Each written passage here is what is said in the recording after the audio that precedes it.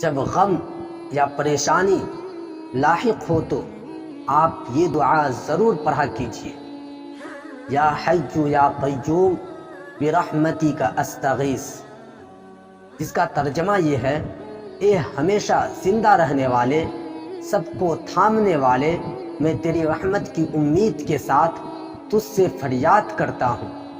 اگر ہو سکے تو ہر نماز کے بعد یہ دعا 3 مرتبہ ضرور پڑھا کیجیے، آپ ہر غم اور پریشانی سے دور رہیں گے، کیونکہ یہ دعا حدیث سے بھی ثابت ہے۔ رسول اللہ صلی اللہ علیہ وسلم کو جب کوئی غم یا پریشانی لاحق ہوتی تو یہی دعا وہ پڑھا کرتے تھے۔